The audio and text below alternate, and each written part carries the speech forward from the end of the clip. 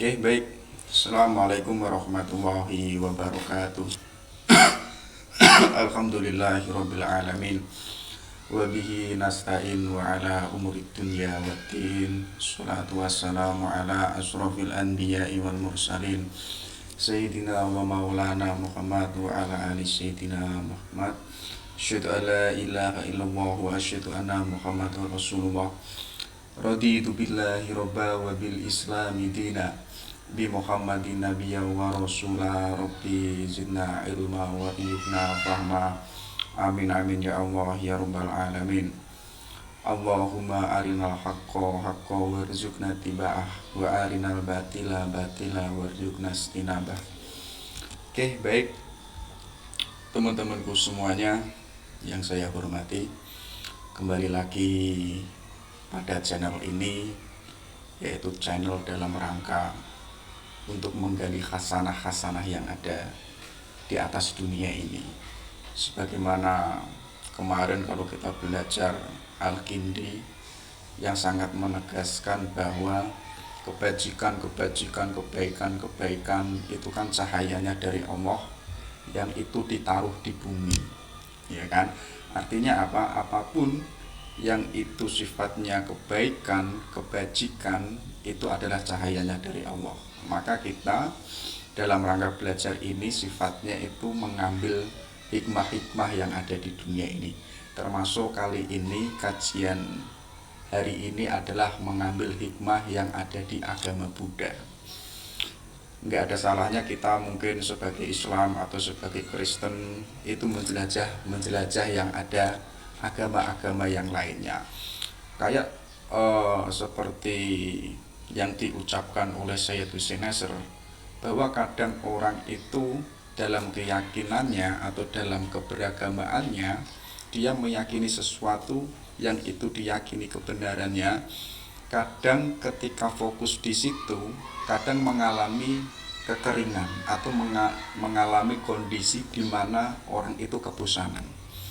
Dan beliau, Syed Hussein Nasr, itu menyarankan ayo kita passing over, kita keluar dari kotak kita keluar dari zona kita keluar, mungkin keluar mencari hikmah yang ada di luar agama kita, mencari hikmah keluar yang itu tidak sesuai dengan keyakinan kita, itu absah, asalkan kita masih kukuh dengan keyakinan kita. Nah, ketika kok kita keluar atau passing over itu, kita nanti manfaatnya itu akan menemukan sesuatu yang baru yang ada di luar sana, atau menemukan warna-warna baru, udara-udara baru yang ada di luar sana. Nah, ketika kita sudah menemukan itu, keimanan kita yang rasanya itu mentok atau rasanya itu sudah selesai, kering, maka seakan-akan ketika sudah menemukan itu, kita itu menemukan udara yang segar. Ya, kita menemukan situasi yang segar, tempat yang segar, kita kembali lagi ke zona kita asalnya itu. Nah, akhirnya apa? Keimanan kita itu tambah semakin kuat, tambah semakin berwarna. Jadi ini mungkin salah satu pelajaran kita. Ayo kita passing over. Jadi kalau kita belajar Buddhisme itu tidak terlepas dengan tradisi-tradisi keyakinan serta budaya yang itu mewarnai tradisi India kuno. Jadi tepatnya pada tahun 6 sebelum Masehi itu, India kuno itu sudah diwarnai dengan berbagai macam keyakinan. Termasuk itu ada keyakinan yang disebut itu Brahma. Ya, Brahmanisme. Jadi Brahma ini diyakini sebagai Tuhan Sang Pencipta dari agama Hinduisme. Termasuk juga Brahmana ini digolongkan dewa Trimurti yang paling tertinggi. Seperti ada Wisnu sebagai dewa sang pemelihara, ada juga Siwa, dewa sang penghancur. Termasuk juga Brahmana sebagai dewa pencipta dan lain sebagainya. Itu salah satu keyakinan yang ada di India kuno. Dan saat itu orang meyakini untuk bisa murni dirinya dan bisa menuju ke Tuhan, Di antara jalannya itu adalah dengan pengorbanan-pengorbanan. Baik itu melalui pengorbanan diri, harus mensucikan diri dengan ekstrim dan lain sebagainya. Ada juga loh di India kuno keyakinan yang kita kenal, yaitu adalah agama Upanishad. Agama Upanishad ini agak unik. Jadi meyakini bahwa jiwa ini sesungguhnya itu kekal. Ya. Karena jiwa ini kekal, artinya hidup di dunia ini yang sifatnya itu sementara, itu kan menjadi antitesis adanya kemutlakan jiwa yang ada di dalam diri kita ini. Artinya hidup di dunia ini yang sifatnya sementara itu menjadi cobaan bagi orang-orang Upanishad. Nah, dalam pandangan Upanishad ini, untuk bisa jiwa kita yang kekal dan mendapatkan kebahagiaan itu, maka di antara jalannya itu apa? Harus melebur dengan alam semesta, harus harmoni dengan alam semesta, atau harus menyatu dengan alam semesta. Makanya nggak salah teman-teman kalau mengkaji agama Upanishad itu ada praktek yang disebut itu meditasi yoga, ya kan? Gambarannya yoga itu kan duduk diam santai, tapi akalnya dan hatinya itu yang bergerak. Jadi memikirkan alam semesta, keindahan alam semesta, sekaligus itu hatinya itu menyatu secara universal dengan alam semesta. Tapi walaupun demikian, orang Upanishad yang meyakini bahwa jiwa itu kekal dan kebahagiaan tidak bisa didapatkan di dunia, ya kan? Karena dunia sifatnya itu nisbi, nanti belakangan itu dikritik oleh orang-orang materialisme. Jadi paham materialisme ini kan meyakini bahwa jiwa itu sebagaimana ya badan kita hari ini, ada tangan, ada kepala, ada jasad secara utuhnya, inilah jiwa. Kalau jasad ini hancur, otomatis jiwa itu juga hancur. Maka untuk kita bahagia, ya nikmatilah hidup kita hari ini sebahagia mungkin, ya kan? Atau kalau ingin menikmati kekayaan, ya harus bekerja sekeras mungkin agar kita itu bahagia dengan kekayaan itu. Karena memang orang materialisme ini yang mengkritik agama Upanishad yang saya sebutkan tadi, karena tidak meyakini adanya hari pembalasan, atau tidak meyakini adanya akhirat yang itu disebut oleh Upanishad sebagai kebahagiaan yang langgeng. Dan ada juga di India kuno itu sebelum 6 sebelum Masehi, itu ada agama yang disebut itu Jainisme, atau sebutannya itu simpelnya itu agama Jaina. Agama Jaina ini hampir mirip dengan agama Upanishad, hanya saja agama Jaina ini meyakini bahwa manusia itu dari awal sebelum diciptakan di dunia ini, itu sebelumnya sudah punya jiwa dan roh yang sifatnya itu suci, ya kan? Gara-gara hidup di dunia ini, termasuk dia punya indera sebagai sumber pengetahuan, itu dia tertipu dengan objek-objek yang ada di dunia ini yang sifatnya itu nisbi. Jadi banyak ketertipuan yang ada di dunia ini, seperti misalkan kita meyakini bahwa kebahagiaan itu dengan dengan harus bekerja keras. Ternyata hasil dari kerja keras itu malah menjadikan kita itu menderita. Akhirnya kan banyak ketertipuan yang lama-lama itu menjadikan jiwa yang mulanya itu suci, yang bersih, itu menjadi gelap. Nah, orang Jaina ini nanti dia punya metode meditasi yang sifatnya itu sangat ekstrim. Jadi ingin kembali kepada jiwa yang suci dan bersih, mereka secara sungguh-sungguh itu seakan-akan mengingkari kesenangan-kesenangan yang ada di dunia ini. Misalkan tidak mau makan daging, ya. Misalkan ada juga yang tidak mau menikah, hidupnya bertapa bertahun-tahun, mengingkari mengingkari keluarganya, tidak peduli dengan sosial dan lain sebagainya. Nah, termasuk di abad 6 sebelum Masehi itu lahir yang namanya ajaran Buddhisme yang sifatnya itu jalan tengah dari agama-agama yang sebelumnya tadi. Jadi sangat terkenal sekali Buddhisme ini, ajarannya itu adalah kasih sayang. Ada 3 yang menjadi kata kunci Buddha itu: kasih sayang, cinta, dan persaudaraan. Karena sifatnya Buddhisme ini, kalau kita mengkajinya, sifatnya itu sangat manusiawi. Berbeda dengan seperti Jaina, Brahmana yang otoritas kitab yang yang dinamakan Veda, itu otoritasnya itu sangat kuat saat itu di India. Ya.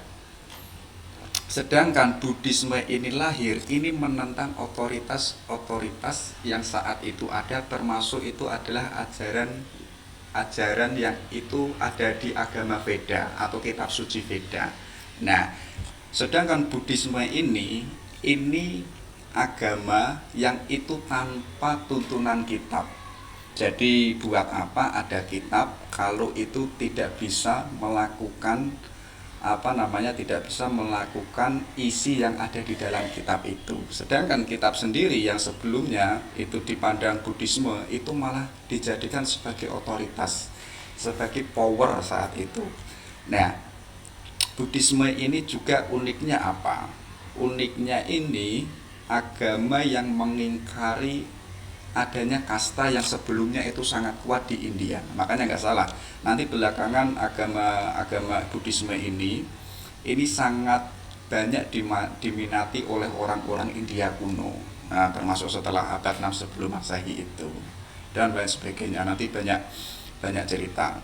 Nah, kalau kita mengkaji ini, kita tentunya tidak mengingkari seorang tokoh besarnya atau founding-foundernya yang mendirikan ajaran-ajaran Buddha. Jadi namanya itu Siddhartha Gautama. Beliau ini lahir pada 623 sebelum Masehi. Jadi saat itu kalau kita melihat tahunnya 600 sebelum Masehi, Kristen, Islam itu belum ada. Jadi saat itu Siddhartha Gautama itu ada di India. Dan mungkin di Yunani itu sudah ada Socrates, sudah ada Plato dan lain sebagainya. Jadi agak sezaman walaupun beliau itu tidak pernah ketemu. Nah, ceritanya itu Siddhartha Gautama, beliau ini awal mulanya saat kecil, beliau itu pangeran dari kerajaan yang namanya itu Kapilawastu. Jadi ada kerajaan besar yang itu berdiri di bawah gunung yang disebut itu Gunung Himalaya yang ada di India Utara. Nah, kendati demikian, Siddhartha itu hidup di tengah-tengah istana, semuanya itu kemewahan, semuanya itu indah-indah, tidak ada orang tua, tidak ada orang yang jelek, semuanya orang yang hidup di istana pasti kan pilihan-pilihan, orang-orang istimewa yang bisa bekerja di istana. Nah, secara tidak langsung saat Siddhartha itu kecil, dia itu sudah tertanam bahwa hidup di dunia ini adalah penuh dengan keindahan, penuh dengan kemewahan dan lain sebagainya. Hanya saja belakangan nanti menginjak dia agak dewasa, dia menyimpulkan atau merasa ketidakpuasan dengan hidup ini, bukan hidup tapi waktu dia di istana. Dia menyimpulkan bahwa ternyata hidup di istana itu tidak menjadikan seseorang itu bahagia. Mungkin dia bosan, mungkin dia penat, hidupnya kok hanya itu dan lain sebagainya. Karena Siddhartha itu sudah diwanti-wanti oleh ayahnya, jangan engkau keluar dari istana sebelum engkau siap atau sebelum engkau menjadi kesatria. Jadi hidupnya pagi siang itu hanya fokus di istana. Karena mungkin Siddhartha ini sangat penat atau sangat bosan, hidupnya hanya itu di dalam istana. Akhirnya suatu ketika Siddhartha Gautama ini keluar dari istana, dan itu untuk pertama kalinya. Dan saat keluar, ternyata di suatu pasar kalau nggak salah itu melihat yang untuk pertama kalinya melihat orang tua.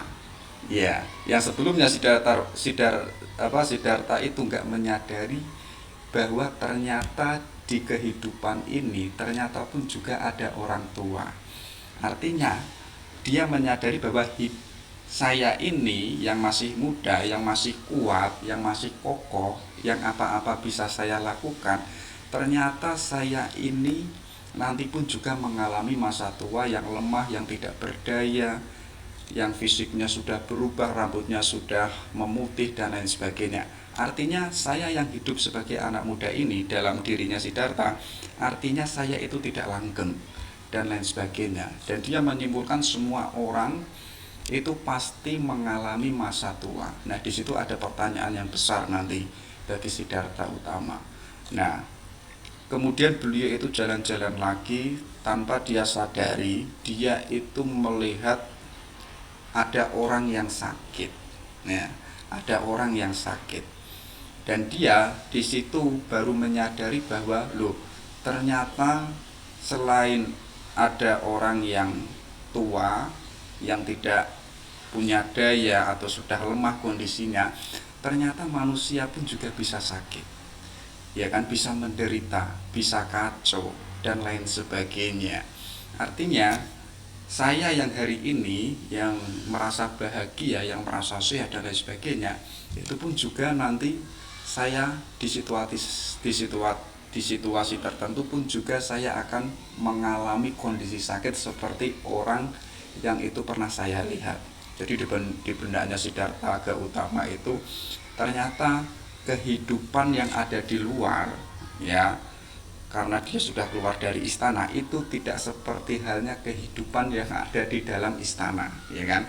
Di dalam istana kan apa-apa kan mewah, ya kan, nggak ada orang yang sakit, nggak ada orang tua, kalau orang sakit mungkin sudah dipecat dan lain sebagainya. Ketika beliau itu keluar, dia menyadari ternyata ada perubahan-perubahan yang itu tidak bisa dipastikan oleh manusia. Nah, beliau kemudian jalan-jalan lagi ketemu orang yang meninggal dunia. Nah, ini yang agak beliau pikirkan agak mendalam, bahwa ternyata di balik orang yang sepuh, orang yang mati atau tidak berdaya, dayanya itu sudah melemah, ternyata pun manusia bisa sakit. Dan sakit ini ternyata pun juga dialami oleh setiap manusia. Dan sekaligus yang paling menyedihkan itu adalah ternyata manusia itu bisa mati. Nah, manusia itu bisa mati. Kematian ini nanti yang menjadi pertanyaan-pertanyaan besar oleh Siddhartha Gautama, yang nanti akan melahirkan ajaran-ajaran yang disebut itu dharma. Nah, ketika sudah melihat orang mati itu dan beliau merasa ada sesuatu yang itu menjadikan beliau itu skeptis, kalau dalam bahasanya Al-Ghazali, beliau itu jalan-jalan lagi melihat orang yang bertapa. Dan orang yang bertapa ini sudah berbulan-bulan bahkan bertahun-tahun. Karena memang yang saya sebutkan di awal tadi, di India kuno banyak tradisi itu pertapaan, ya, seperti halnya agama keyakinan Jaina, Brahmana, itu sangat lekat sekali dengan pertapaan, termasuk Jaina yang pertapaan itu menyatu dengan alam semesta. Tapi dalam benaknya Siddhartha Gautama itu ketika melihat orang bertapa, kok hidup kok hanya untuk bertapa, dan bertapanya itu sangat lama sekali dan dianggap itu perbuatan yang ekstrim bagi Siddhartha. Nah, dari kegelisahan-kegelisahan itu ada keanehan-keanehan yang ada di dunia luar. Beliau Siddhartha itu kemudian itu berubah hidupnya, yang awal mulanya itu ada di istana senang-senang dan lain sebagainya, kemewahan dan lain sebagainya, kemudian melihat ada keganjalan-keganjalan yang ada di dunia ini, ya, yang paling absurd itu bahwa manusia ternyata itu bisa mati, bisa sakit dan lain sebagainya. Kemudian ada praktek pertapaan yang sangat lama yang itu tidak masuk akal. Kemudian beliau itu hidupnya itu bergeser untuk melakoni peribadatan yang sifatnya itu kesucian. Ya, karena dia tidak mau hidup ini yang sifatnya nisbi sementara ini, ya kan, itu hanya dilakukan apa adanya. Di situ beliau itu mencari guru-guru. Kalau dalam bahasa agama itu guru-guru spiritual saat itu, Ya, dia mencari guru, dia menemukan guru A, B, C, dan D. Itu dia diajari untuk bertapa juga. Nah, yang menjadikan Siddhartha itu merasa heran, pertapaannya ini yang itu diajarkan oleh gurunya, sifatnya itu sangat menekan hatinya. Ya, tapi itu enggak, dalam cermatannya Siddhartha Gautama saat itu enggak ada soal. Dia hanya menjalankan apa yang itu diperintahkan oleh gurunya. Jadi dia sudah bertapa lama, merenung lama dan lain sebagainya. Tapi belakangan ketika mengalami keguncangan dalam pertapaan itu, ceritanya itu nanti puncaknya itu beliau di umur 29 tahun. Jadi umur yang masih muda itu sudah mengalami keguncangan yang luar biasa dan mempertanyakan hidup ini itu sebenarnya itu apa. Iya kan, mungkin kita hari ini pernah nggak merasakan mempertanyakan dunia ini, ya kan, dan kita mencoba mencari jawaban dari pertanyaan yang kita gelisahkan itu apa. Biasanya orang-orang seperti ini, orang seperti ini biasanya nanti dia itu akan menemukan nilai kehidupan yang agung, berbeda dengan orang yang hanya sifatnya itu mengalir, melakukan apa adanya, wes pokoknya hari ini lakukan, hari ini, esok ya besok dan lain sebagainya. Itu sama nggak ada bedanya dengan paham materialisme tadi. Ya sudah hari ini ya hari ini dan lain sebagainya. Tapi tidak bagi Siddhartha. Dia menemukan ada problem besar atau pertanyaan besar di mana Buddha atau Siddhartha ini ingin mencari jawabannya. Nah, ketika beliau ini sudah bertapa lama, dia itu tidak menemukan jawaban yang itu bisa menenangkan Siddhartha Gautama ini sendiri. Ya, akhirnya dia itu beranjak dari pertapaannya, kemudian beliau ini berjalan. Dia berjalan di suatu jalan itu, dia bertepatan dengan seorang rombongan yang semuanya itu pemain kecapi. Ya. Nah, pemain kecapi ini dia itu dialog dan itu secara tidak langsung didengar oleh Siddhartha. Dialognya itu bahwa, wahai, kalau engkau itu menekan sinar kecapi ini agak keras, maka suaranya itu tinggi. Suaranya itu tinggi. Tapi kok kamu tekan lagi lebih keras, maka suaranya itu akan patah.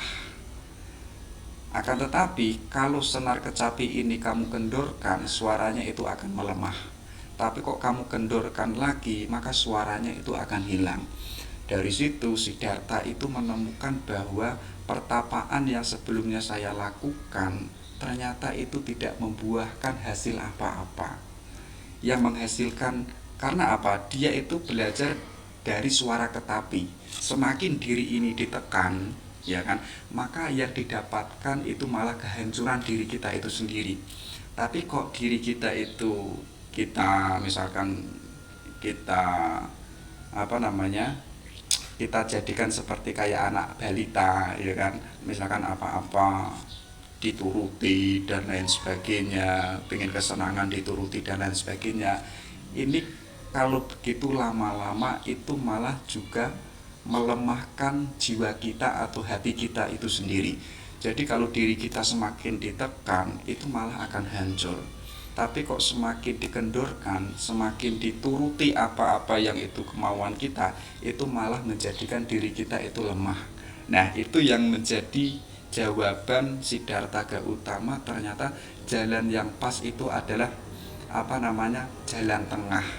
Nanti kan dia punya filosofi bahwa ajaran pokoknya Buddha itu kan tadi kasih sayang, cinta, dan persaudaraan. Dan untuk bisa itu seimbang, maka jalannya itu adalah jalan tengah. Berbeda, ini sebenarnya mengcounter agama Brahmana yang sebelumnya, yang itu sifatnya itu sangat sangat ekstrim. Sebagaimanapun juga dengan agama Jaina dan lain sebagainya. Nah, ketika beliau sudah menemukan jawaban itu dari dari pemain kecapi atau senar kecapi itu akhirnya beliau itu dia itu melakoni prinsipnya sendiri yang dia sudah pelajari untuk menemukan jawaban yang sebelumnya itu belum ditemukannya. Jadi beliau itu ceritanya bertapa lagi, bertapa lama, dan itu membutuhkan fokus titik yang sangat luar biasa. Nah, sampai-sampai di pertapaannya itu beliau itu mengatakan bahwa meski darahku mengering, dagingku membusuk, tulang belulangku jatuh berserakan, kendati aku tidak akan meninggalkan tempat ini sampai aku mencapai pencerahan sempurna. Jadi sangat obsesinya untuk menemukan jawaban yang itu menjadi pertanyaan besar. Beliau saat dia pertapa atau uzulah itu, dia nggak peduli darahku ini mengering atau darahku habis atau dagingku itu hingga membusuk, bahkan tulang-tulangku itu hingga hancur berserakan. Aku nggak peduli. Aku ingin meninggalkan tempat ini. Yang saat itu beliau itu posisinya ada di bawah pohon bodhi. Jadi beliau nggak akan meninggalkan tempatnya itu sampai dia itu mendapatkan pencerahan yang sempurna atau jawaban yang itu bisa menjawab kegelisahan Siddhartha Gautama. Nah, jadi nanti ceritanya itu beliau sangat lama sekali uzilah di situ di bawah pohon bodhi. Ceritanya itu mendapatkan cahaya. Mungkin ya kalau dalam bahasa Islam itu mendapatkan ilham dari langit atau cahaya dari langit yang sumbernya itu dari Allah. Karena ini kajiannya itu Buddhisme, ya kan, sifatnya versinya tentu itu adalah Buddhisme. Oke, di situ nanti ketika beliau sudah mendapatkan cahaya atau nibbana, kebahagiaan tertinggi yang sebelumnya itu kan beliau tidak menemukan nibbana atau kebahagiaan tertinggi, yang ada itu samsara. Nah, ketika dia sudah menemukan nibbana itu nanti beliau itu menemukan dharma, nilai-nilai prinsip, ya kan, nilai-nilai kebenaran yang absolut yang itu nanti diajarkan oleh masyarakat luas, terutama itu India bagian utara. Oke, itu sekilas dari kehidupannya Siddhartha Gautama. Coba kita lihat ada apa saja yang itu ada di agama Buddhisme. Jadi adanya beliau itu keluar dari istana itu, dia melihat ada ada dunia yang luas ini, ternyata itu malah tidak menjadikan Siddhartha Gautama itu bahagia sebagaimana kebahagiaan waktu dia di istana. Walaupun Siddhartha Gautama itu di istana, itu pun juga tidak menjadikan bahagia, akhirnya kan keluar dari dunia yang luas ini. Tapi ketika keluar dari dunia luas ini, dia menemukan ternyata dunia ini secara keseluruhan ternyata itu berbagai macam jenis, bentuk yang berbeda-beda, yang bermacam-macam, itu ternyata ada penderitaan, ya kan? Penderitaan itu kan macam-macam. Ada yang penderitaan fisik, ada penderitaan yang sifatnya itu rohani dan lain sebagainya. Itu pun berbeda-beda. Contoh kecil, kita hari ini bahagia, ya kan? Jangan salah, kebahagiaan kita itu ternyata sifatnya itu enggak langgeng, yang suatu saat kita itu pun juga akan menderita, ya kan? Dan penderitaan ini pun juga tidak langgeng, tapi suatu saat kita pun juga akan mengalami penderitaan yang mungkin sifatnya itu berbeda dan bentuknya itu pun juga berbeda. Nah, jadi di situ disimpulkan mungkin di dunia ini yang kita anggap benar dan indah ternyata itu sumber samsara atau sumber penderitaan. Banyak kan kita tertipu, di mana mungkin saat kecil kita menganggap bahwa bisa naik motor itu adalah kebahagiaan puncak, iya kan, saat kecil.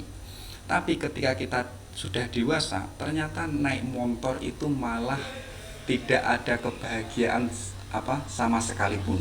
Itu kan artinya yang kita anggap yang itu sebagai kebahagiaan, yang kita anggap sebagai kebenaran, ternyata itu bukan kebahagiaan yang sejati. Malah itu Malah itu adalah penderitaan. Jadi secara keseluruhan hidup ini ternyata banyak sekali penderitaan yang dialami oleh manusia, dan itu jenis dan bentuknya itu berbeda-beda. Penderitaan saya dan segala jenis yang saya alami dan bentuknya, ya kan, itu pasti berbeda dengan orang lain.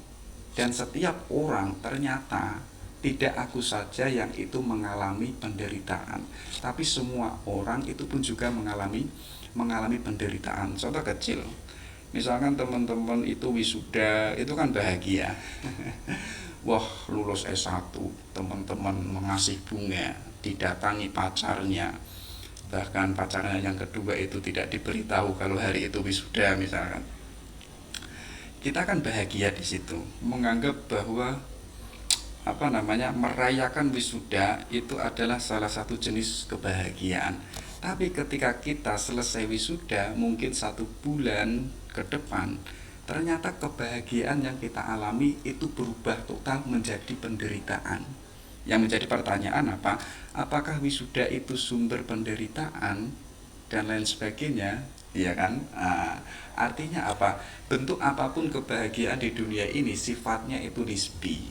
Karena apa? Ukurannya bahwa dunia ini kan sudah nisbi, sudah sementara. Artinya apa-apa yang ada di dunia ini yang kita dapatkan, artinya itu tidak mutlak.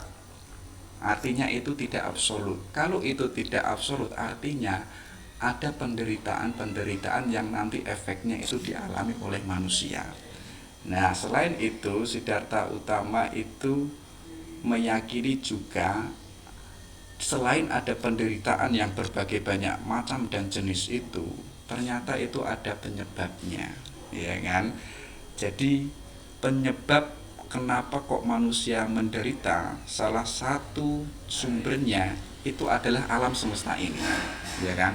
Alam semesta ini kita meyakini bahwa dengan segala keindahan dan kebenarannya, ternyata kebenaran dan kebahagiaan itu ternyata itu tidak langgeng dan tidak universal. Contoh kecil, mungkin kita meyakini bahwa penyebab kita bahagia ketika kita itu punya istri yang cantik, yang indah, yang anggun, ya kan? Kemudian kita meyakini ketika kita sudah menikah dengan perempuan yang seperti ini, kita itu bahagia. Tapi ternyata ketika kita sudah mendapatkan perempuan itu dan kita menikahinya, ternyata saat berjalan itu juga banyak penderitaan yang seiring dan itu nggak selesai-selesai. Mungkin ada kecemburuan, mungkin ada kebohongan, mungkin ada diskriminasi dan lain sebagainya. Artinya apa? Di balik yang kita anggap itu kebahagiaan, ternyata belakangnya itu yang melahirkan penyebab-penyebab penderitaan yang itu berturut-turut. Jadi ada sumber penderitaan di mana ternyata sumber itu adalah adanya alam semesta ini. Nah, tapi yang paling yang paling ditekankan oleh Siddhartha Gautama itu bahwa yang paling pokok kenapa orang itu samsara atau menderita, ya, karena orang itu tidak punya ilmunya atau manusia itu dalam kondisi kebodohannya. Ya, kita kan tahu bahwa kebodohan itu adalah sumber penderitaan. Kebodohan itu adalah sumber di mana itu kita tidak bisa hidup bahagia. Nah, kalau manusia itu bodoh atau tidak punya pengetahuan, artinya kan tidak bisa bersikap, menentukan dan lain sebagainya itu sesuai dengan kebenaran yang diyakininya. Dia nggak bisa, karena apa? Dia tidak tahu ilmunya. Berbeda dengan orang itu punya ilmunya, pasti dia punya mindset ke depan, apa yang harus saya lakukan untuk ke depan. Nah, tapi adanya kebodohan ini itu salah satu penyebab besar bagi manusia itu sendiri yang itu menjadikan dirinya itu menderita. Contoh kecil, misalkan ada perempuan yang itu kita yakini bahwa kalau perempuan itu nanti bersama kita, misalkan kita itu akan menemukan hal-hal yang baru. Tapi kok ternyata perempuan itu bodoh, Mohon maaf, ini hanya sebagai ilustrasi. Ternyata perempuan itu dia pengetahuannya itu tidak mendalam misalkan. Akhirnya apa? Itu kan menjadikan penyebab penderitaan sendiri. Ya kan? Disuruh ini nggak mau, disuruh ini malas, disuruh untuk berbuat baik itu pun juga sulit. Akhirnya apa? Itu malah menjadikan sumber beban atau menjadikan sumber samsara. Maka salah satu kuncinya ketika ada penyebab manusia itu hidup, ternyata manusia mengalami penderitaan. Ternyata penderitaan itu ada sebabnya. Sebabnya itu berbagai macam yang ada di dunia ini, termasuk itu adalah kebodohan manusia itu sendiri. Kalau sudah menyadari itu, lalu untuk menghentikan penderitaan itu bagaimana? Nah, Siddhartha Utama itu menekankan bahwa orang itu harus punya pengetahuan dan sekaligus punya kesadaran. Kesadaran bahwa pengetahuan yang kita miliki itu hakikatnya untuk apa? Ya kan? Kalau kita hanya punya pengetahuan tapi kok kita tidak tahu pengetahuan ini untuk apa, artinya itu kan nanti juga menjadi penyebab penderitaan itu sendiri. Contoh kecil, saya mengetahui pengetahuan bahwa jangan melakukan sesuatu yang itu tidak bermanfaat, iya kan? Tapi kok saya tidak sadar dengan adanya ilmu itu, akhirnya apa yang terjadi? Yang saya lakukan itu sesuatu yang tidak ada gunanya, yang tidak ada nilainya. Sedangkan sesuatu yang tidak ada gunanya, tidak ada nilainya, ini kan menjadi sumber penderitaan itu sendiri. Artinya orang itu dibalik dia punya pengetahuan, sekaligus harus punya yang namanya kesadaran. Kesadaran bahwa hidup ini untuk apa, iya kan? Untuk mengetahui kesadaran itu, hidup ini untuk apa, itu kan harus ada pengetahuan dulu tentang kehidupan. Baru dia harus menyadari hidup ini untuk apa, tujuannya itu mau kemana, apa yang harus kita tuju dan lain sebagainya. Contoh kecil, hidup itu kalau tidak menyadari bahwa kita itu hidup, hakikatnya kita kan mati, ya kan? Contoh kecil, hidup kok tidak menyadari bahwa dirinya itu hidup, artinya dia kan sedang tertidur. Tapi berbeda dengan orang yang hidup tapi dia menyadari bahwa dirinya itu hidup, ya kan? Artinya dia tahu apa yang harus dia lakukannya. Tapi kok misalkan saya sebagai laki-laki, ya kan, tapi nggak menyadari saya itu laki-laki, itu malah menjadikan kacau yang luar biasa, atau bisa menjadikan penyebab penderitaan saya. Karena mungkin saya tidak menyadari saya cowok, mungkin saya kuliah atau ngajar mungkin bisa pakai pakaian apa, pakaiannya perempuan, bisa pakai BH atau bisa pakai dan lain sebagainya, kerudung misalkan. Itu kan karena efek saya tidak menyadari, akhirnya apa yang saya lakukan itu tidak kompatibel dengan kedirian saya sebagai laki-laki. Nah, itu. Jadi ini adalah buah di mana ketika Siddhartha Gautama itu dia keluar dari istana dan menemukan berbagai macam problem, ya, akhirnya dia menyimpulkan bahwa hidup ini ternyata ada banyak penderitaan. Semua manusia itu mengalami penderitaan berbagai jenis dan bentuknya. Dan dia lebih jauh, ternyata ada penyebab penderitaan yang itu dialami oleh manusia itu. Nah, ketika sudah mengetahui penyebabnya, kemudian Siddhartha itu mencoba lalu untuk menghentikan penderitaan itu bagaimana? Jadi nanti yang terakhir ada jalan untuk menghilangkan penderitaan. Nah, jadi ini terkenal sekali di agama Buddhaisme, yang dikenal itu Astangika Marga, yaitu 8 jalan utama, di antaranya agar manusia hidup di dunia ini yang penuh samsara ini, dia itu tidak menjadikan alam semesta ini sebagai penyebab penderitaan. Nah, salah satu untuk menghilangkan penderitaan, di antaranya orang itu harus memiliki pandangan yang benar. Jadi pandangan yang benar ini ketika manusia itu mengerti dan tahu, ya kan, tahu apa yang harus dia pikirkan, tahu apa yang harus dia lakukan dan lain sebagainya. Jadi pandangan yang benar ini kan buah dari yang ditegaskan oleh Siddhartha Utama tadi, bahwa manusia itu harus punya pengetahuan dulu, ya kan? Kalau dia sudah punya pengetahuan ini coba dicek pengetahuannya itu isinya baik atau buruk, ya kan? Kalau pengetahuannya kok ternyata buruk, otomatis menjadikan cara berpikir kita itu pun juga buruk.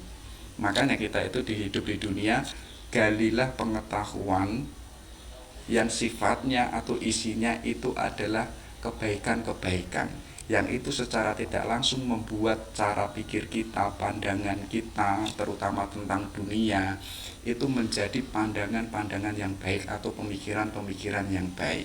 Berbeda kayak tadi misalkan orang itu tidak punya pengetahuan atau istilahnya itu bodoh, otomatis dia itu tidak punya pandangan yang benar dan jernih. Adanya pandangan yang benar ini kan untuk mengcounter adanya dunia ini yang sifatnya itu nisbi, biar manusia itu tidak tertipu dengan apa yang dilihatnya di alam semesta ini. Misalkan yang saya sebutkan tadi, berkahnya pandangan yang benar itu kan kita mampu memilah dan memilih mana yang itu kebahagiaan sementara dan mana itu yang kebahagiaan nisbi. Contoh kecil misalkan malam-malam itu menonton TV dan ada yang lainnya temennya malam-malam itu belajar. Kita kan bisa menilai, oh ini kebahagiaan sementara, oh belajar ini adalah walaupun di saat itu dia susah payah, ya kan, harus berjuang dengan kemalasannya, ini nanti yang menjadikan kebahagiaan itu langgeng atau mutlak ke depan dan lain sebagainya. Nah, kalau orang sudah punya pengetahuan, pandangan yang benar, otomatis apa? Dia punya keputusan yang benar. Apa yang saya lakukan pada pagi hari ini? Saya kuliah atau tidak kuliah? Saya misalkan teman-teman waktu kuliah, ya kan, harusnya itu fokus kuliah atau pacaran juga misalkan. Nah, itu harus ada keputusan yang bijak. Oh iya, kalau misalkan saya kuliah, saya sekaligus pacaran, kira-kira nanti saya bisa wisuda tepat waktu atau tidak. Nah, itu kan harus ada keputusan. Kalau misalkan kita berpikir ke depan, oh ternyata itu menjadi belenggu, menjadikan saya tidak bisa wisuda tepat waktu. Kalau saya tidak bisa wisuda tepat waktu, nanti saya akan malu sama teman, sama keluarga dan lain sebagainya. Artinya kita bisa memutuskan, ya udahlah, saat kuliah saya nggak boleh pacaran dulu, atau saya ingin fokus dalam belajar. Nah, jadi keputusan-keputusan yang benar ini tidak menyebabkan adanya samsara yang ada di dunia ini. Kalau kita sudah punya keputusan, terutama ide-ide yang baik, otomatis apa? Perkataan-perkataan, ucapan-ucapan yang kita keluarkan itu pun juga sesuatu yang baik. Contoh kecil misalkan teman-teman kok ucapannya itu kok ada yang kotor-kotor, otomatis apa? Otomatis yang ada di kepala kita itu pasti isinya itu kotor, ya, atau jiwa kita itu ada yang kotor. Karena apa? Isi kepala dan isi jiwa secara tidak langsung sebenarnya itu akan keluar dari mulut kita dan perilaku kita. Nanti hubungannya dengan perilaku yang benar ini. Maka kunci pertama itu harus pengetahuan yang benar, itu akan melahirkan pandangan yang benar, akan bisa memutuskan sesuatu yang tepat, kemudian akan membuahkan perkataan-perkataan yang indah, yang segar, kemudian secara aktualisasi, action, perilaku kita pun juga akan benar. Kita bisa menghormati orang, kita bisa melakukan apa yang terbaik untuk hari ini, dan apa yang harus kita tinggalkan untuk hari ini, untuk masa depan. Nah, ini adalah sifatnya dari 4 yang saya sebutkan tadi, sifatnya itu adalah ke dalam. Nah, tapi ada juga selain itu, di dalam 8 jalan utama itu ada juga yang namanya mata pencarian yang benar. Kerjanya apa? sumber kehidupan kita itu dari mana. Apakah itu dari kehalalan atau sumbernya itu haram, itu harus kita cermati. Kemudian usaha yang benar, boleh usaha apapun, asalkan yang kita usahakan itu untuk menjalani kehidupan itu adalah sesuatu yang benar. Karena apa? Kalau kita hanya fokus pada usaha tapi nggak tahu bahwa itu usaha yang benar, nanti ini malah menjadikan penyebab adanya samsara itu sendiri. Makanya harus dibalik kita usaha, kita tahu dan mampu memutuskan bahwa usaha saya ini adalah usaha yang benar. Nah, ini sebagai menghilangkan atau menghentikan adanya samsara penyebab penderitaan itu. Kemudian perhatian yang benar. Yang terakhir itu adalah konsentrasi yang benar. Jadi istilahnya itu apa? Istilahnya itu sungguh-sungguh bahwa yang saya cari, yang saya usahakan, yang saya jalani dalam kehidupan ini adalah tidak permainan, tapi adalah kesungguhan yang penuh konsentrasi, yang penuh dengan pemikiran yang mendalam. Nah, jadi ada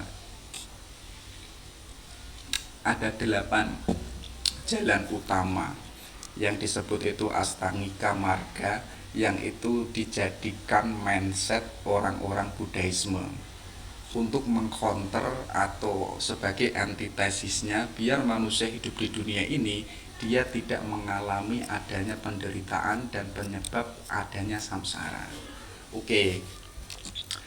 Adanya 4 kategori tadi, penderitaan dan lain sebagainya, yang itu ditemukan oleh Siddhartha Gautama waktu dia keluar dari istana itu nanti implikasinya sangat luar biasa. Terutama itu tentang doktrin karma. Kita akan mengenal bahwa yang kita pahami hari ini bahwa kalau orang meninggal dunia itu nanti akan hidup lagi pada kehidupan yang baru. Nah, itu yang kita sebut atau yang kita kenal sebagai karma di dalam tradisinya orang-orang Buddhisme. Nah, orang Buddhisme ini dia meyakini bahwa kehidupan manusia itu adalah rangkaian kehidupan, ya, yang itu proses dari lahir berkembang kemudian itu meninggal dunia. Akan tetapi dari proses kehidupan ini, ya kan, waktu kok dia meninggal dunia dan tidak mencapai yang namanya kebebasan mutlak, maka orang itu nanti akan berproses lagi ke dalam kehidupan yang berikutnya. Artinya apa? Manusia di dunia ini itu harus menemukan kebebasan mutlak. Artinya bisa menghilangkan adanya penderitaan, harus bisa menghilangkan adanya dampak penderitaan yang kita alami, ya kan? Ini untuk memutus yang namanya itu kebebasan mutlak. Tapi kok kita hidup di dunia ini melakukan apa-apa yang itu menjadikan diri kita itu menderita. Menderita itu dalam istilah orang Buddhisme itu samsara, yang menjadikan diri kita itu terpuruk atau dalam kegelapan. Sangat terkenal sekali kan di agama Buddhisme itu bahwa apa yang kita tabur hari ini sesungguhnya itu nanti apa yang akan datang, kita akan memetik apa yang kita lakukan hari ini, ya kan?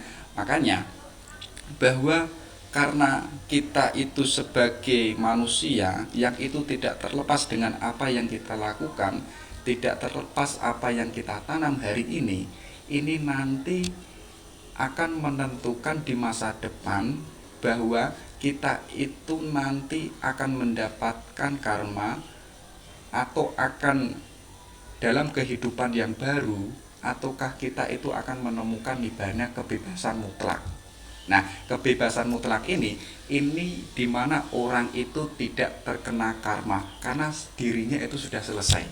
Karena dirinya itu sudah terbebaskan dengan kenisbian atau penderitaan yang ada di alam semesta ini. Artinya, orang yang sudah selesai dalam hidupnya dia itu sudah terbebaskan dengan samsara dan dia itu menemukan nibbana, yaitu adalah kebebasan mutlak. Ya, kalau dia sudah menemukan kebebasan mutlak, maka dia itu tidak akan hidup kembali di kehidupan yang berikutnya. Ini sebenarnya untuk mewanti-wanti orang Buddhaisme dalam hidupnya, hati-hati loh, bahwa hidup ini tidak permainan. Dan juga yang kita lakukan sekecil apapun, ya, setidak yang itu yang kita lakukan, walaupun itu hal yang sepele, semuanya itu ada buahnya. Misalkan hari ini kok kita belajar, ya kan, pasti di suatu saat itu pun juga akan kita akan menemukan dampaknya dari kita belajar itu hari ini. Nah, jadi titik tekannya bahwa yang kita lakukan sifatnya itu baik atau buruk, itu akan menentukan di masa yang akan datang. Dan di masa yang akan datang itu tidak selesai dalam kematian. Tapi kok dalam kematian kita meninggalkan hal-hal yang itu kita tanam sesuatu yang negatif, maka nanti akan melahirkan kehidupan baru. Dan di kehidupan yang baru ini, kita pun juga kalau melakukan hal-hal yang itu sifatnya negatif, kehidupan itu akan terus berputar, akan terus terkena karmanya. Makanya tugas besar bagi orang Buddhaisme, terutama manusia, itu saat kita hidup ini, ya kan, kita itu harus terbebaskan dengan samsara-samsara yang ada di dunia ini. Kita harus menemukan kebebasan mutlak. Kita harus menemukan nibbana kita atau dharma kita. Makanya tadi kan di Buddha, dharma-dharma yang sebelumnya diajarkan itu kan sangat ditekankan, atau seperti jalan emas dan lain sebagainya.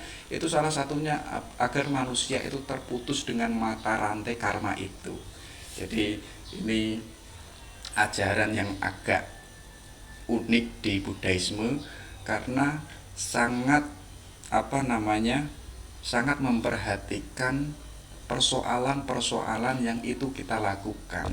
Nah, yang kita lakukan hari ini, jangan salah, ini ada hubungannya dengan yang namanya kehidupan yang akan datang. Kok kita hari ini mencintai, menghormati orang lain, maka di kehidupan yang akan datang kita pun akan mendapatkan buahnya cinta itu, akan mendapatkan penghormatan itu dan lain sebagainya.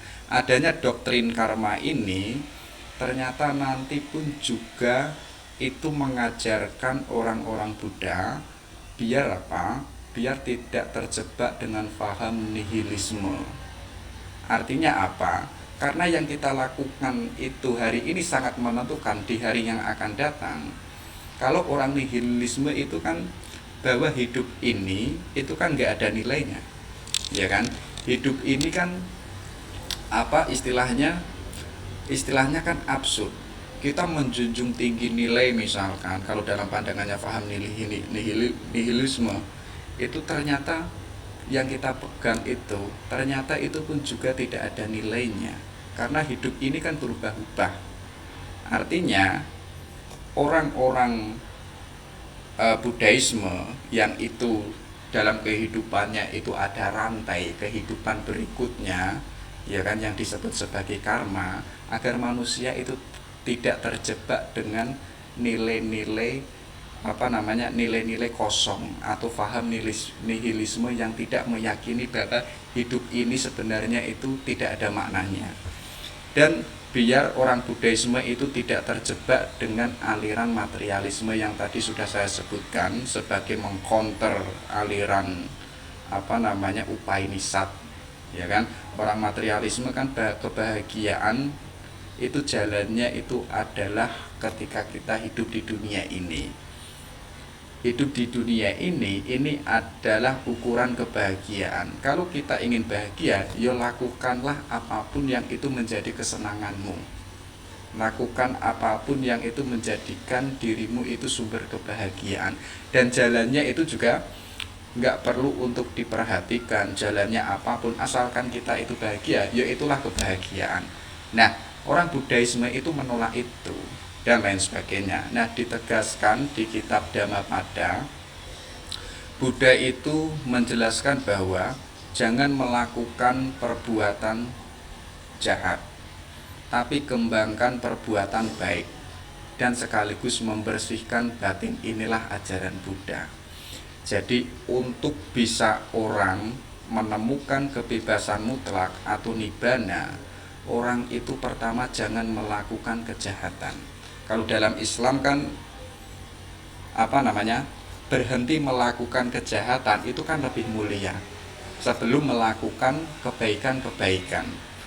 Tapi misalkan dalam Islam itu kita kok melakukan kebaikan sekaligus kok tidak mengingkari adanya kejahatan, itu malah nilainya jauh lebih agung, lebih tinggi. Kita terlebih dahulu menghentikan kejahatan terlebih dahulu. Jadi apapun yang kita lakukan yang sifatnya itu jahat-jahat, tidak baik, itu kita stop dulu atau kita hentikan dulu, baru kita melakukan kebaikan yang itu adalah mengembangkan perbuatan baik. Kebaikan itu kan tidak ada puncaknya. Kita merasa bahwa diri ini sudah baik, itu belum. Karena apa? Potensi manusia itu ada penelitian itu bahwa kebaikan manusia yang sangat baik mungkin itu baru keluar 25%. Yang 75% itu belum teraktualkan. Maka kita hari ini itu jangan merasa bahwa diri kita itu sudah baik, sudah sopan, sudah pinter, sudah wow. Itu belum. Itu kamu itu bisa lebih dari itu. Jadi kamu kok merasa dirimu itu baik hari ini, jangan salah. Kamu itu bisa lebih baik, lebih istimewa dari pandanganmu hari ini yang kamu mengira dirimu hari ini itu baik. Jadi itu belum optimal. Maka Buddha itu menyarankan kembangkan perbuatan baik secara terus-menerus. Nah, kemudian apa? Membersihkan batin. Itulah ajaran Buddha. Nah, jadi ketika orang bisa menstop kejahatan di dunia ini, kemudian dia mampu mengembangkan perbuatan-perbuatan baik, baik untuk dirinya, baik untuk semua orang, sekaligus dia mampu membersihkan jiwanya. Nanti ini dia akan menemukan atau mencapai kebebasan mutlak yang disebut itu nibbana. Kalau orang itu sudah menemukan nibbana, maka dia akan terputus rantai kehidupan berikutnya yang disebut itu karma. Nah, itu setidaknya gagasan karma di ajaran Buddhaisme.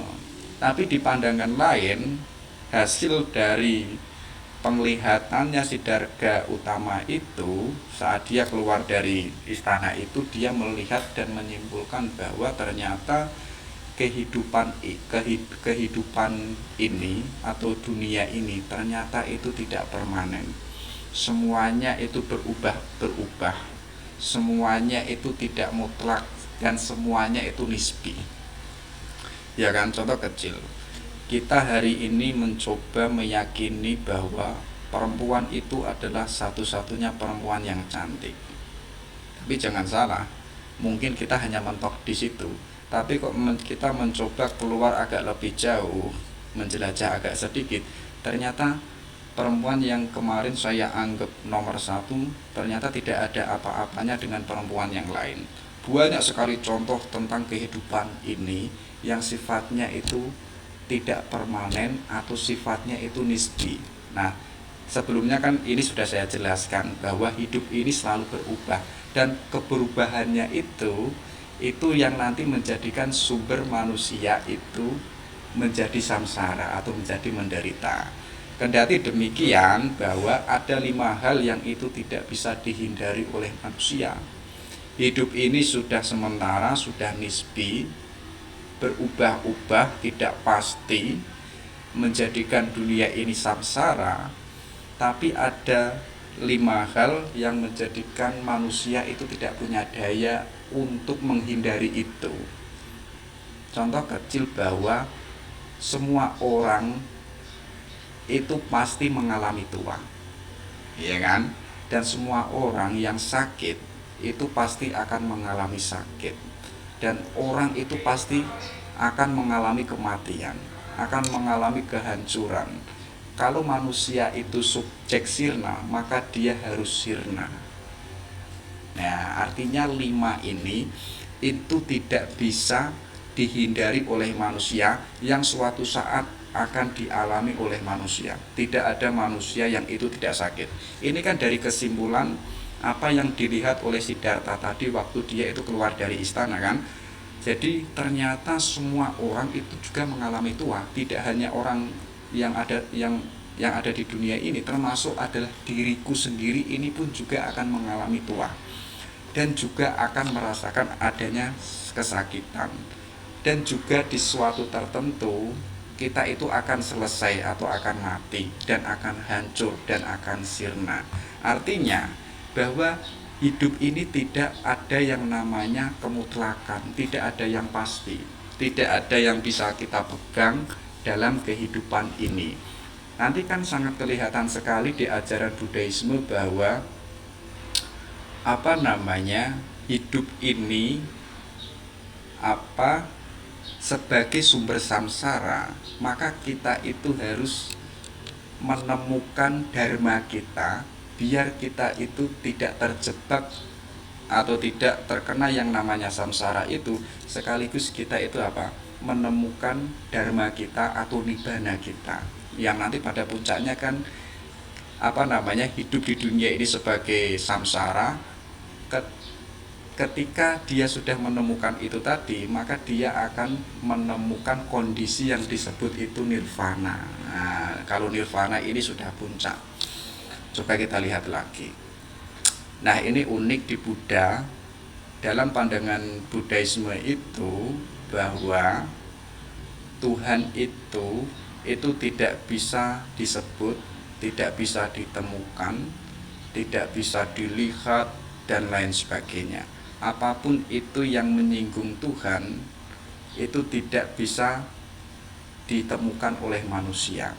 Jadi memang di Buddha itu lebih menekankan adanya etika dan perilaku nilai kasih sayang. Jadi nggak usahlah sibuk-sibuk kita membahas Tuhan atau Atma itu di mana. Walaupun kita mengkaji seperti para filosof, membuktikan bahwa Tuhan itu ada, maha besar, itu pun hakikatnya kita tidak bisa menemukan Tuhan itu ada di mana. Akan tetapi yang lebih difokuskan oleh Buddhisme itu, lakukan aja yang itu menjadi dharmamu, yang itu menjadikan kebenaran absolut. Itu yang lebih ditekankan oleh oleh orang-orang Hindu. Makanya kan Hindu dikenal sebagai agama yang itu tanpa kitab suci. Berbeda dengan agama Brahmana, itu kan punya kitab yang disebut itu kitab suci Veda, yang isinya kan syair-syair. Kalau dalam bahasa Sangkersta, Veda ini kan disebut sebagai kitab ilmu pengetahuan. Nah, Buddhisme lahir itu tidak dengan tuntunan kitab, tidak ada tuntunan kitab suci. Jadi seperti yang saya sebutkan tadi, buat apa adanya kitab suci, tapi kita tidak bisa melakukan, tidak bisa merasakan kebaikan-kebaikan yang itu ada di dalam kitab suci itu. Maka yang lebih ditekankan itu lakukan saja dharmamu hari ini sampai engkau menemukan nibbana, sampai engkau menemukan nirvana. Kalau sudah menemukan nirvana, maka akan menemukan kebahagiaan yang sejati, yang itu mendapatkan pancaran seperti ilham kalau dalam bahasa Islam. Nah, jadi nggak penting membahas Tuhan, itu nggak penting. Jadi debat lama-lama 2 jam bahwa Tuhan itu begini-begini, itu bagi orang Buddhisme ngapain? Yang penting lakukan saja. Kalau itu perbuatan baik, pasti itu akan diridhoi oleh Allah, kan begitu. Nah, jadi simpel. Kemudian bahwa dalam pandangan Buddha ini, hidup ini secara eksistensinya, keberadaannya itu relatif. Ya kan? Kita kan hari ini ada. Keberadaan kita, jangan salah, ini tidak mutlak. Apapun yang ada di dunia itu. Bahkan keberadaan yang ada di dunia ini semuanya itu adalah bergantung dari satu dengan yang lainnya. kenapa kok ada tumbuhan itu secara tidak langsung butuh yang namanya air, butuh yang namanya pupuk, butuh yang namanya tanah. Jadi tumbuhan itu dia tidak bisa berdiri sendiri dengan dirinya sendiri. Artinya dia itu tidak mutlak, tidak absolut. Seperti halnya manusia. Kenapa kok kita hidup hari ini? Hakikatnya kita itu tidak mutlak, tidak absolut. Karena kita hidup hari ini bisa besar, bisa berkembang, itu butuh orang lain. Itu butuh makanan, butuh minuman, butuh motivasi. Kadang anak muda butuh pacar, semangat, dan lain sebagainya. Nah, artinya apa? Seluruh yang ada dengan berbagai jenis yang ada di dunia ini, sifatnya itu adalah ada, dan itu bergantung dengan yang lainnya. Kalau itu bergantung dengan yang lainnya, artinya itu tidak absolut. Kalau itu tidak absolut, artinya hidup ini, keadaan ini, itu adalah kosong atau suwung dalam bahasa Jawa. Atau hidup di dunia ini itu sunya. Jadi karena apa? Karena semuanya itu kosong dan relatif, tidak ada yang mutlak, tidak ada yang absolut. Kalau itu tidak ada yang absolut dan semuanya itu relatif, itu adalah yang disebut samsara. Ya kan? Sumber penderitaan manusia, adanya penderitaan manusia. Makanya salah satu yang diperjuangkan oleh Buddha dalam dharmanya itu apa? Keluar dari samsara yang ada di dunia ini. Kemudian ada hukum kausalitas, yang ini nanti hubungannya dengan yang namanya apa tadi, doktrin karma. Jadi apa namanya, segala sesuatu itu ada yang menyebabkannya, iya kan, dan sebab ini sebelumnya ini pun juga ada yang menyebabkannya. Jadi agak mirip dengan eksistensi relatif. Jadi apa yang terjadi hari ini dalam hukum kausalitas, atau apa yang kita lakukan hari ini, jangan salah, ini akan ada dampaknya yang itu menentukan kehidupan kita yang akan datang. Kalau dalam versi Buddha, kehidupan yang akan datang, kok kita melakukan sesuatu yang itu tidak menjadi dharmanya, itu nanti akan berdampak pada kehidupan selanjutnya yang akan datang. Dan nanti ketika sudah di situ akan terjebak dengan rantai rantai karma. Jadi hukum kausalitas ini menunjukkan bahwa ada sabab dan musabab. Ini menunjukkan orang-orang Buddha atau ajaran Buddha itu juga tidak mengingkari adanya hukum sunatullah yang ada di alam semesta ini. Nah, oke. Yang terakhir itu apa? Kalau hidup ini ya ada hukum kausalitas dan ada yang namanya doktrin karma, ya kan, ada kehidupan baru. Itu kan dampak dari apa yang kita lakukan hari ini. Tapi semua itu bisa dihancurkan, bisa diputus rantai karmanya. Nah, kalau orang kok terkena oleh samsara dan dia terjebak dengan rantai karma, itu adalah penyebab besarnya itu adalah kebodohan. Orang bodoh kan tidak bisa tahu apa yang dia lakukan yang terbaik untuk hari ini dan untuk dirinya. Dan kalau dia tidak bisa menentukan yang terbaik, artinya itu dampaknya pun juga tidak baik untuk yang akan datang, dan itu menjadi belenggu untuk dirinya. Nah, salah satu kunci agar orang itu bisa menghindari adanya samsara sekaligus karma, itu jalan utamanya itu adalah pengetahuan. Pengetahuan itu pembebasan, membebaskan dari belenggu-belenggu kebodohan, ya kan, membebaskan adanya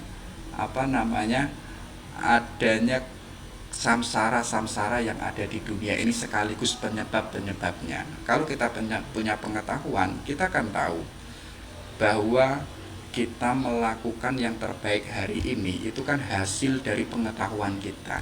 Nah, maka salah satu kuncinya memang di agama Buddha itu sangat menjunjung tinggi adanya pengetahuan. Bahkan tidak hanya di Buddha saja, Islam, Kristen, bahkan di Brahmana, Hinduisme yang saya sebutkan tadi. Di Hinduisme kitab Veda itu dalam bahasa Sanskerta itu kan dinamakan sebagai kitab pengetahuan, walaupun isinya kan sastra-sastra kuno. Jadi agama manapun itu tidak mengingkari adanya pengetahuan, termasuk itu adalah Buddhaisme. Oke. Ini mungkin teman-teman bisa mengkajinya secara sendiri.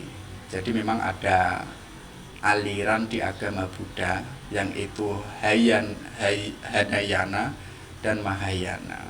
Jadi simpelnya bahwa orang sekte Hinayana ini lebih menekankan hukum moralitas universal yang ada di dunia ini.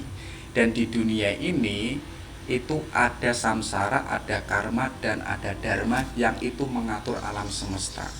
Nah, tugasnya manusia, kalau kita hubungkan dengan tadi, dia harus punya pengetahuan untuk pembebasan karmanya dan samsaranya itu, hingga dia itu menemukan nibbananya, menemukan kebahagiaan tertinggi.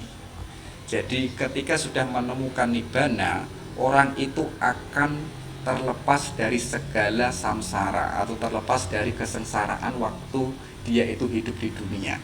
Tapi dalam versi sekte Hinayana ini, Buddha itu menegaskan bahwa setiap orang itu adalah sinar untuk dirinya sendiri. Jadi tanpa bantuan orang lain, orang itu sudah bisa menemukan nibbananya, atau sudah menemukan, kalau dalam bahasa Islam, sudah bisa menemukan Tuhannya. Ya, jadi diri ini sebenarnya itu adalah kesinaran untuk diri kita. Nah, jadi memang sifatnya agama Buddha termasuk Hinayana, sifatnya itu independen.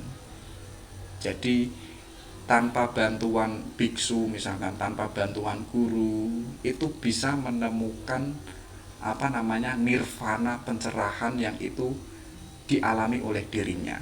Tapi dalam versi Buddha, pencerahan atau nirvana itu hakikatnya bukan pemberian dari Tuhan.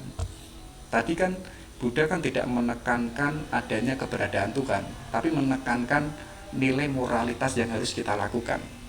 Ya kan? Seperti halnya tadi, Siddhartha Gautama, dia kan sebelumnya belajar dari guru-gurunya, menemukan guru untuk dijadikan tuntunan. Nah, tapi kan dia tidak menemukan kebahagiaan atau kebahagiaan sejati yang disebut nibbana. Akhirnya kan dia menemukan pelajaran dari alam semesta, adanya suara kecapi. Kemudian dia itu uzlah, dia menyendiri. Akhirnya dia menemukan pencerahan yang itu dalam bahasa Buddha sumbernya itu ada di dalam dirinya sendiri. Nah, ada juga sekte Mahayana. Simpelnya bahwa ketika orang sudah menemukan dharma atau kebahagiaan tertinggi, itu jangan dirasakan sendiri. Masih ada tugas selanjutnya, yaitu mengajari nilai-nilai moral, dharma-dharma yang agung kepada seluruh masyarakat. Sifatnya kalau Mahayana ini sifatnya itu dakwah. Kalau Hinayana sifatnya itu adalah independen, dirinya sendiri. Karena apa? Sekte Mahayana ini rujukannya itu Siddhartha Gautama. Karena apa? Siddhartha Gautama ketika dia sudah menemukan pencerahan atau nirvana itu, dia kan nggak selesai di situ. Dia kan sudah menemukan dharmanya, kemudian dharmanya ini diajarkan oleh semua orang, terutama waktu itu adalah India bagian utara. Nah, sekte Mahayana itu pengen yang seperti itu. Jadi ketika kita sudah menemukan nibbana kita, kebahagiaan yang sejati, ayo kita sebarkan, ayo kita ajari orang-orang lain, biar mereka pun juga bisa menemukan nibbananya atau nirvananya. Oke, ini yang agak unik. Jadi sangat peduli sekali ajaran Buddhaisme itu, ya, dengan adanya filsafat, agama, dan etika yang disebut itu trilogi pembebasan. Tapi jangan salah, adanya 3 aspek itu adalah jalan besar agar manusia itu menemukan nirvana. Kenapa kok ada itu? Karena dasar utama bagi orang Buddhaisme bahwa hidup ini kan samsara. Hidup ini kan penderitaan. Ada penyebab penderitaan yang itu banyak jenis dan banyak kondisi. Dan untuk kita itu tidak terjebak dengan adanya samsara, kemudian biar tidak terjebak dengan karma, kita itu butuh metodologis cara berpikir yang baik, yang tepat, ya kan? Makanya di sini filsafat itu harus digunakan. Teman-teman misalkan kalau agak sinis sama filsafat atau ingin mendobrak filsafat, maka harus punya argumentasi untuk menjatuhkan filsafat, ya kan? Sedangkan argumentasi untuk menjatuhkan filsafat itu kan cara berpikir filsafat. Jadi kalau sampean atau teman-teman ingin meruntuhkan filsafat, dia harus menggunakan filsafat untuk meruntuhkannya. Artinya apa? Kok benci sama filsafat? Artinya dia itu menggunakan filsafat itu sendiri. Jadi simpelnya seperti itu. Nah, untuk tidak terjebak dengan samsara, orang itu harus punya pemikiran-pemikiran yang baik, yang tepat.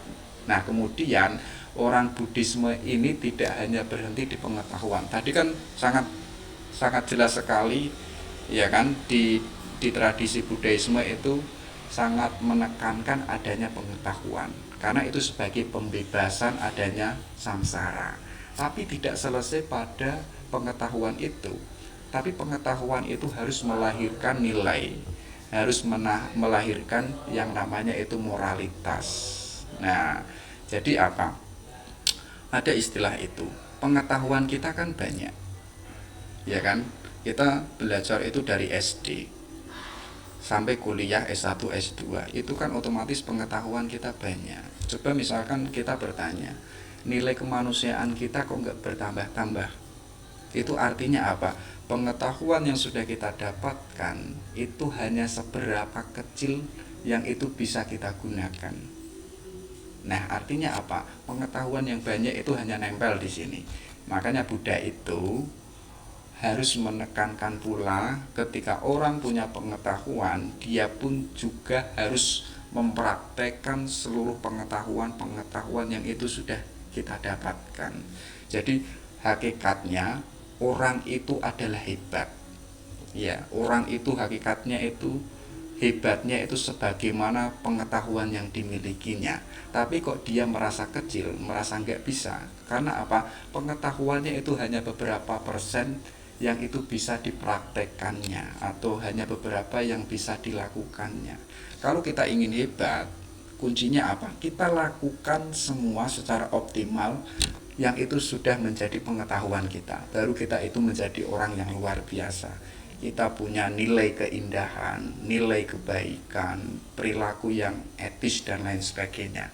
Tujuannya apa? Tujuannya seperti yang saya ucapkan tadi, yaitu menghilangkan seluruh samsara penderitaan yang ada di dunia ini.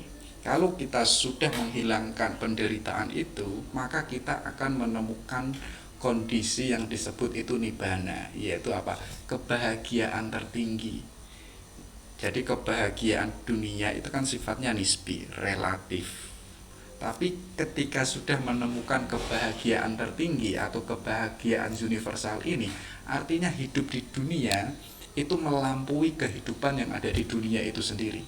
Nah, kalau sudah menemukan itu, orang itu akan mendapatkan pencerahan seperti halnya Siddhartha Gautama waktu dia itu di bawah pohon Bodhi. Nah, jadi pencerahan. Dia menyadari bahwa hakikat dunia itu ternyata itu nisbi.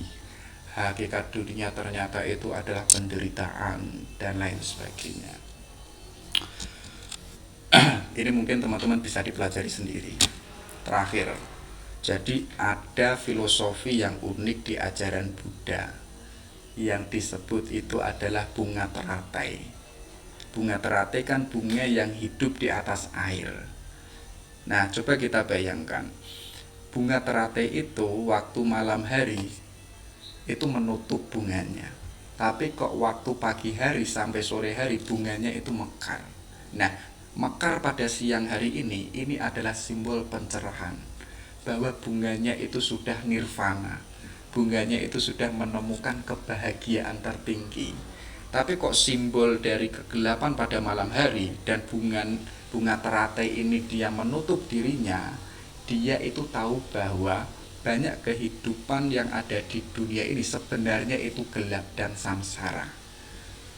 Makanya bunga teratai itu pada malam hari dia itu menutup dirinya karena tidak mau melihat kegelapan-kegelapan yang ada di dunia ini yang sifatnya itu samsara.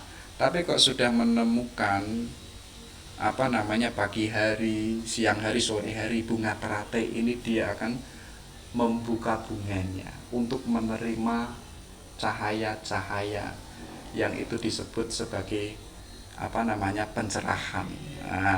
Tapi jauh lebih dari itu, coba bayangkan bahwa filosofi dari bunga teratai ini dia kan hidup di atas air, sedangkan di bawah air itu dan airnya sendiri itu kan ada yang bening, ada yang kotor, dan di paling bawahnya itu pasti kotor.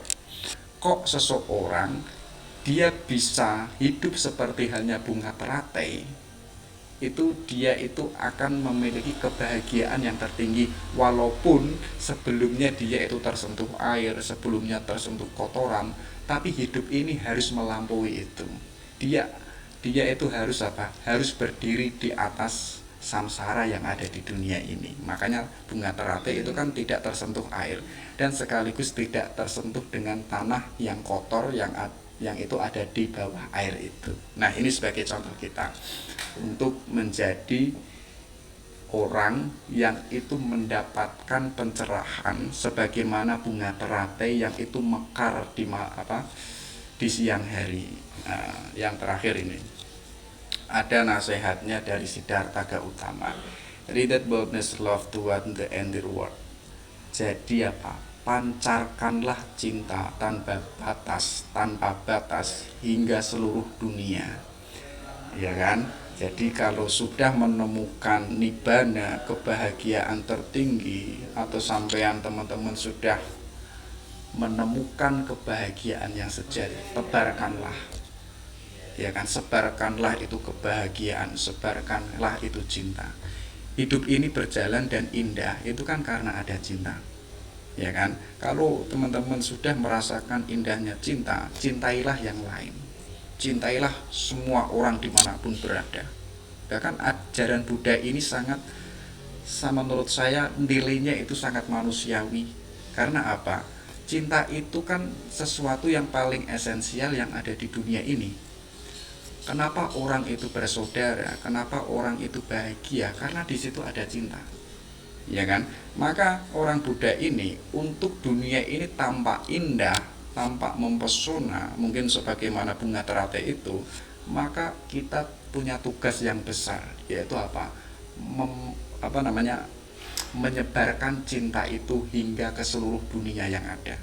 Jadi tebarkanlah cinta tidak hanya satu orang, tidak hanya pacar kita saja, atau tidak hanya golongan saja, tapi untuk semua orang, biar orang itu juga menemukan cintanya, dan orang lain pun juga punya tugas menyebarkan cintanya kepada seluruh dunia. Akhirnya kan sama-sama merasakan indahnya cinta, sama-sama merasakan kebahagiaan yang sejati, atau menemukan yang namanya nirvana. Oke, baik. Mungkin itu saja yang bisa saya sampaikan. Sifatnya ini adalah pengantar.